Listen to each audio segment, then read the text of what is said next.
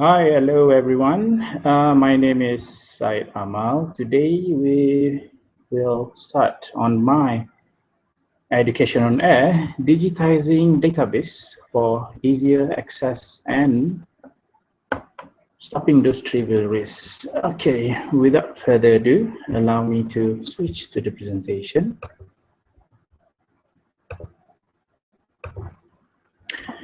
So, as I mentioned before, my topic is digitizing database for easier access and lowering trivial risks. Okay, let's get into that. First off, allow me to introduce myself. My name is Said Amal bin Kamaluddin, and I am an English teacher, a graduate from UITM, and I've been teaching in SMK Chinese for 3 years now. And that's it about me, an ordinary teacher. Right, the problem with current data keeping. As you are well aware,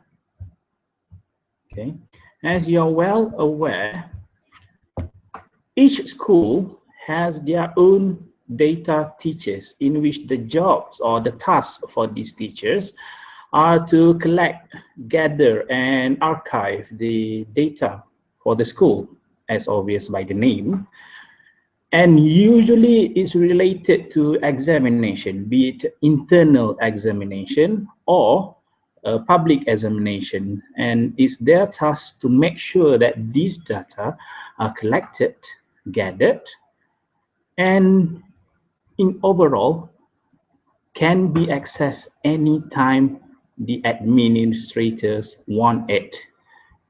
However, as the title here, you can see problems with current data keeping is that all of these data are usually stored in a public shared localized offline data storage, which poses risk.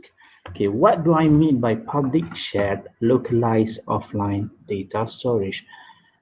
I'm sure that most of the school has what do you call a public computer for these data teachers in which they keep all the data, and that is a public shared computer.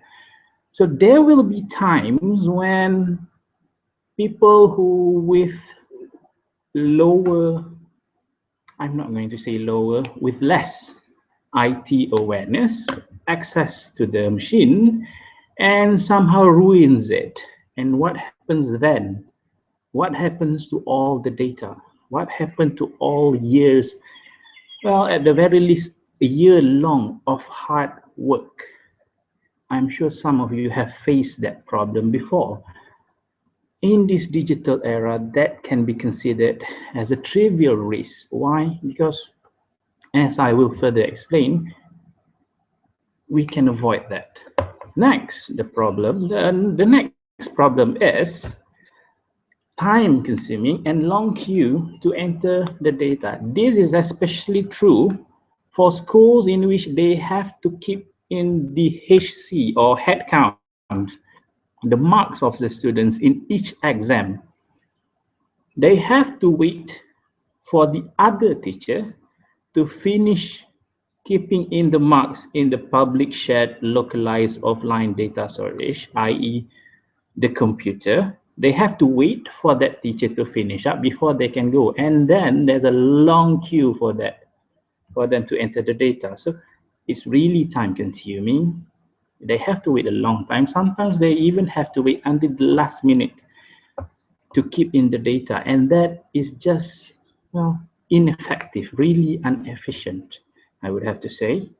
And last problem would be difficulties in providing the data required by the administrator. What do I mean by this? Okay.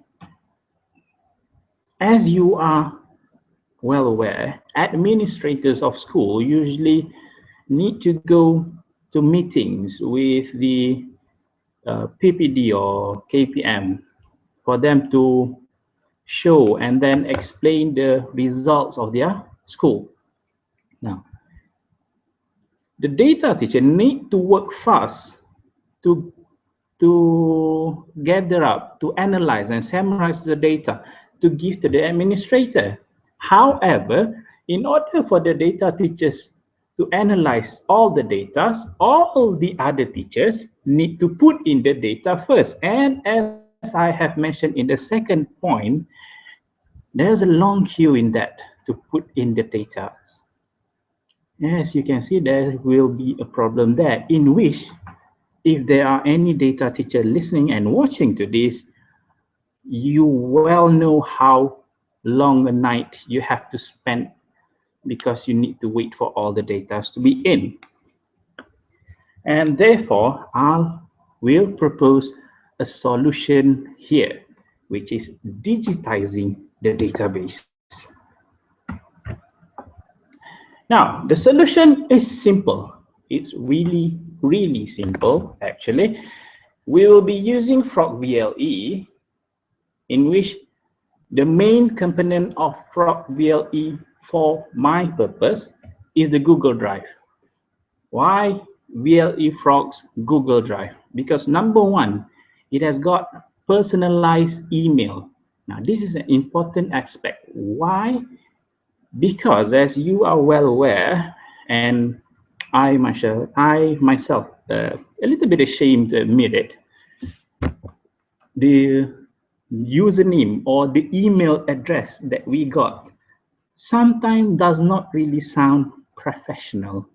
You will see it at the end of this slide. I'll show you the weird email I have. So using Frog VLE's ID, it looks and it will be more professional, personalized email in which the data teacher will know the names of the teacher directly. And second of all, it will require minimal administration and also minimal training for the teachers. Why do I say requires minimal administration and training for the teachers? Because I am aware that teachers have been briefed on VLE Frog before. So the only training that they will require is on the Google Drive itself. And I'm sure most of you have heard, or at the very least have used it once or twice before. Google Drive is really good it's a really good element in Frog VLE. Now, let's move on, shall we? Now, the benefit of using VLE Frog and also using the Google Drive. Number one, easier access for all. I'm sure that each and every individual teacher, at the very least, has a smartphone that is capable enough to use Google Drive. Sure, you need to download some application first for that. But all in all, the second problem I have mentioned before, long queue will no longer exist because now it's on you, meaning that it's on each teacher to take their time whenever they are free to put in the data. So easier access for all. They can do this in their own convenience, on their own time, anytime, anywhere. Well, since it's online, obviously. Second of all, the benefit is a simultaneous document editing. Now, this is a really good point. As I mentioned again, long queue and regarding the long queue, simultaneous document editing on Google Drive allows multiple users to edit the same document at the same time, especially shared users. Users who have the shared document can edit the document at the same time. And this is, I don't need to tell you multiple times how this is really important, because again, long queue shall be eliminated from the schedules of the teachers. Third, a real-time data. Now, after we allow the teachers to edit the document at the same time, and all the teachers can access the data at the same time, obviously we're going to get real-time data, meaning that if the administrator set up, let's say, a deadline for keeping in the mark, the admin of the data, meaning that the data teachers can actually see who or which teachers still has not logged in and keep in their data, because they have the access and they can straight away watch and see which is not completed yet, and they can straight away ask the teachers to keep it in. And that is real-time data. The same goes when the administrator, as I have mentioned before, when the administrator go out of the school to present the data of the school to a higher up. So a real-time data would be really helpful in case a copy that has been brought along by the admin, God forbid, missing or corrupted, they can access the data online. They can take the data from there through their phones, through their laptop, and still present the data to the higher ups. I do hope I am still making sense to all of you. Bear with me, I do speak like this. Right, now the fourth benefit is that it is cost efficient. What do I mean by cost efficient? Obviously, when everything is online, you don't need to print it out anymore. As you are well aware, teachers and administrators, the cost of printing for schools is quite high, especially so when you want to buy the reams and bundles of papers, the ink, the printers itself, always broken, always need to be replaced. So there you have it. The fourth benefit, cost efficient. If it's in online, you can use your phone, you can use your laptop, your tab, whatever technology you have at your hand, access the data and present it. No need to print it out. Last but not least, the benefit for digitizing your database is that missing or corrupted documents due to physical storage malfunction will be a thing of past. How many of you here, and I do mean it seriously, how many of you here have been frustrated before when you want to present, and well, the common one would be the shortcut virus in your pen drive. You want to present, and when you open up your pen drive, ta-da, nothing there except for shortcuts. Of course, the tech-savvy people will know that there is an easy solution for that. There's an antivirus for that. But the main thing is, what if you don't have the solution for that shortcut virus? Or what if your pen drive got broken? It's as easy as that. All the data will be lost forever if you do not make a copy. But here's the thing, you might say, oh, I have a copy in my computer. Where's your computer now? Can you open it straight away? Can you access your computer right now? Now, if you put your database online and digitize it on Google Drive, you can use anyone's laptop, computers, or phone to access your data because it's your username and your password. And yeah, as I said, missing or corrupted documents due to physical storage malfunction will be a thing of past. You will not have to worry anymore. You make the data online, you can access it online, you can edit it online. All of the data will be real time, it is cost efficient, and people can edit it at the same time. So those benefits really intertwine with each other. All right, let's move on. I hope you are still with me. It's a little bit of a heavy topic, I know. Now, the basics.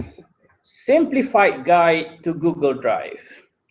For those who are not familiar with Google Drive, this will be your basic.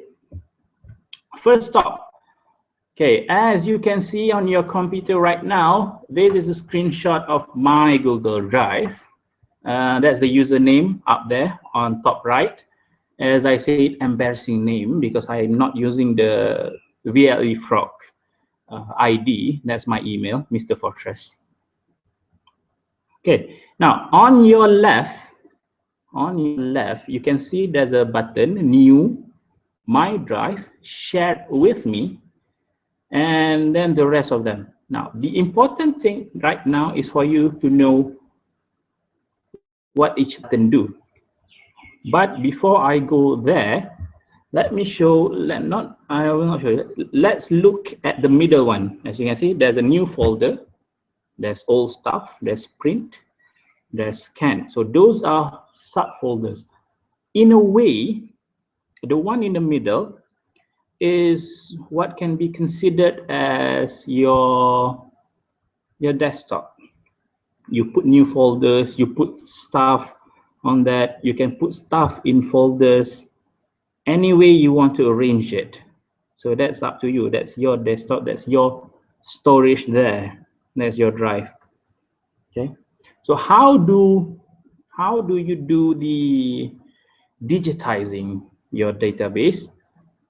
It's simple. You just drag and drop in the middle space and it will be uploaded into your drive. And that's it. You just digitize your database. Okay, moving on. Right, on the new button, as you can see, on your left side, there's new. If you click new,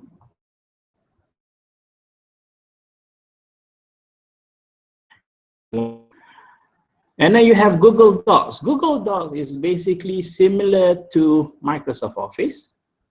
Google Sheets is similar to Microsoft Excel. And Google Slide is similar to PowerPoint. So you can make things online directly. And then you can have more, either Google Forms, drawing, maps, but I don't think that's really related to my topic right now, which is your school's database. Your school database, especially if you know what I'm talking about, which is the head count, usually it will be in Google Sheets or Excel format. You don't have to worry about the formula because the formula is similar. I've tried it. I have uploaded. I have tried it in my school. It's similar. Nothing to worry about. So let's moving on. Let's move on. Okay, here's how you do it. After you uploaded the file, okay, you see that red circle over there? That is what we call share with others. Okay, so I'll stop this presentation here to show you my face. Okay, now let me show you an example. You have uploaded it into your drive like this, and you separate it by forms, form 1, form 2, form 3, form 4, and form 5.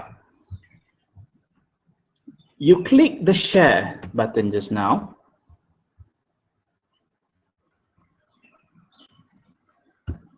Okay, you click the share button just now, the one in red, and then you share it directly with the teachers related to the forms. For example, if you have Form 5 HC, oh, sorry, this is Form 5. If you have Form 5 HC, then what you need to do is, you click the share button and then you write out the name of the, not the name, the username. The username of the teacher, the Frog VLE username. Remember I said about Frog VLE early in this presentation? So you write out the email address right there. For example, teacher1@yes.my. Yes, that's the Frog VLE email, @yes.my. And then make sure you choose that teacher can edit, so that the teacher can put in the marks. If you just say can view or can comment, it will not be sufficient. Okay, so click share, the one in the red circle, and then write out the name or the email address that person based on the VLE. As I show you on my beautiful drawing just now, you can separate the folders into forms, meaning the form 1, form 2, form 3, form 4, and form 5. And then you just share the related folder to the related teachers. That way, you can keep up the arrangement, and you can make sure that the teachers got only the one they are related to, meaning that if a teacher does not teach form 5, what good does it make for you to share the file with the teacher? Okay, obviously. Now, any questions so far? Let me see whether I have questions or not. I'm sure I have lots.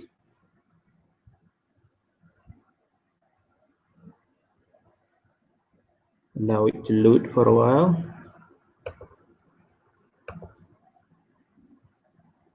Well, it's not here. I am not finished yet with my presentation. Hold on to your horses.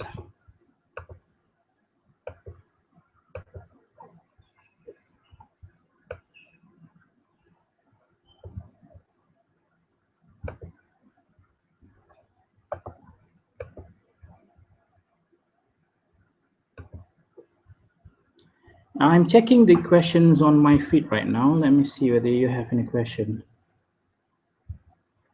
Well, it's not here. I am not finished yet with my presentation. Hold on to your horses.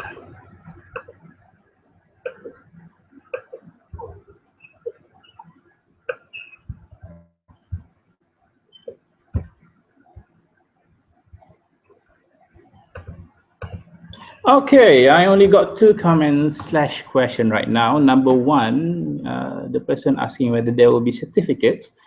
The answer is yes. Wait for the code at the end of the program. I'll give it to you, don't worry.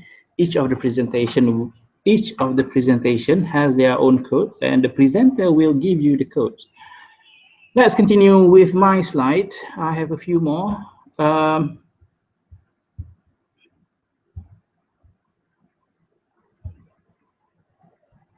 Yes, I have 2 more, so let's move on. So, to summarize, digitizing database means that you need to create and manage and share your documents throughout cloud storage. And in this case, we are using the one that the government encourages to use, which is VLE Frog. So when we digitize our database, it will be easier for everyone to access, and you will be lowering trivial risks.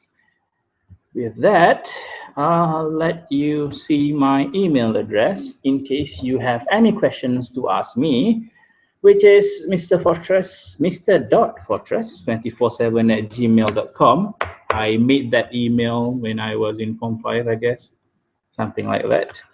And then a little bit more professional email. I do say a little bit more. Site_Amal329 at AOL.com. Yes, that's right. AOL.com. I'm sure you have not heard that name in a long time. And that's why I use AOL. Okay.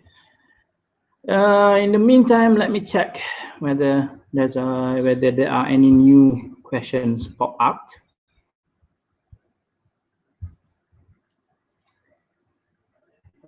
Oh yeah, by the way, before I forgot, that's my code right there. That's me. Okay, site Amal, and the code is UBOMUW.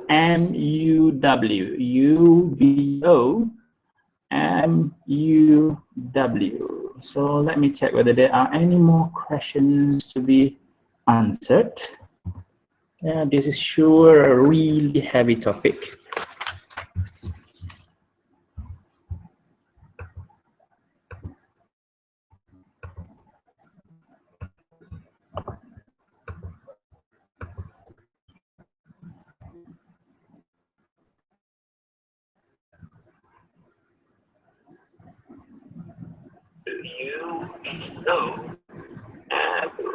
So let me check whether there are any more questions to be answered.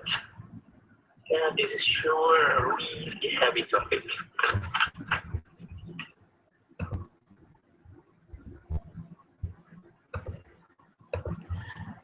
Okay, I have a really interesting question. Thank you, Jessica. How do we get the administrator and the teachers to be interested in using VLE fraud? Well, that is really, I have to say, I myself have had that problem here in encouraging the teachers to use VLE fraud. Since this is regarding digitizing database and it's in regard to the HC, I'm sure if you are teaching, you know about the headcounts, the calculations on what the marks, their takeoff value, they summarize the cumulative marks and everything. If we digitize them, they don't really have a choice other than be online as well. Sure, it sounds a little bit forced to them. I'm sure that sounds a little bit forced, yes. But a little bit of force might be needed for them to start. And once you start, well, usually people will start to like it when you start to use it. Yeah, I think that's the answer to your question. I'll type it out later. Right, and I guess that's it for my time right now. And thank you for my 15 viewers, 16 now. Thank you for viewing. Digitizing database for easier access and lowering trivial risks. Again, focus on the trivial because it's a trivial risk. Don't let yourself become a victim of trivial risks. And with that, thank you.